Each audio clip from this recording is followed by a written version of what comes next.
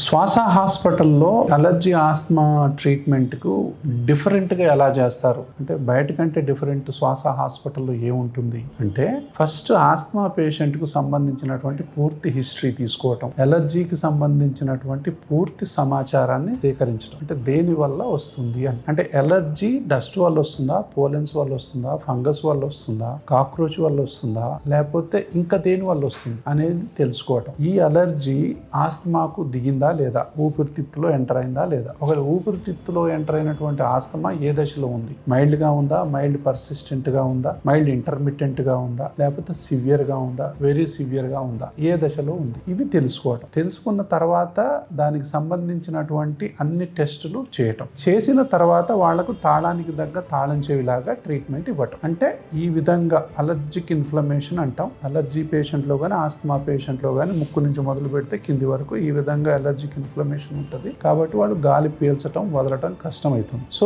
దీనికి ఏ స్టేజ్ లో ఉంది ఇన్ఫ్లమేషన్ ని బట్టి ఈ స్టేజ్ కి రావడానికి ఏ మందులు వాడాలి, ఎంతకాలం వాడాలి, ఏ టెక్నిక్ ద్వారా వాడాలి, ఏ వయసు వాళ్ళకు ఎలా వాడాలి అనేది శ్వాస హాస్పిటల్లో ఆస్తమా ఎడ్యుకేషన్ ద్వారా కూలంకషంగా వివరించడం అనేది జరుగుతుంది. దాని తర్వాత ఇంకోటి ఏంటంటే ఇలాంటి పేషెంట్లు మాటికి రాకుండా చేయటమే, హాస్పిటల్కు చీటీ మాటికి రాకుండా చేయటమే శ్వాస హాస్పిటల్ యొక్క ఈ అలర్జీ ఆస్మా వైద్యంలో ముఖ్యమైనటువంటి డిఫరెన్స్. ఒకసారి శ్వాస హాస్పిటల్కి వచ్చిన తర్వాత వారానికి ఒకసారి రావటం, 15 రోజులకు ఒకసారి రావటం, లేకపోతే నెలకు ఒకసారి అడ్మిట్ అవటాలు, ఇంకా మిడ్ నైట్ పోయి ఎమర్జెన్సీలో అడ్మిట్ అవటాలు అనేవి జనరల్గా 98% వరకు ఉండవు. ఒకసారి వైద్యం చేస్తే లాంగ్ ట్రీట్మెంట్ అనేది ఇస్తాం, 3 months కానీ 4 months కానీ. తర్వాత 2-3 సార్లు కనుక వచ్చినట్లయితే చాలా వరకు ఆస్మా అనేది మీకే అర్థమైపోతుంది. ఏ టైంలో డాక్టర్ కాడికి పోవాలి, ఎంతకాలం వాడాలి, ఏ మోతాదులో వాడాలి, డోసులు ఏ విధంగా తగ్గించుకుంటూ వస్తాము అనేది మీకు అర్థమైపోతుంది. అప్పుడు పిల్లల పెరుగుదల ఆగదు, చదువులు ఆగిపోవు, ఆటపాటలు కూడా ఆగిపోవు.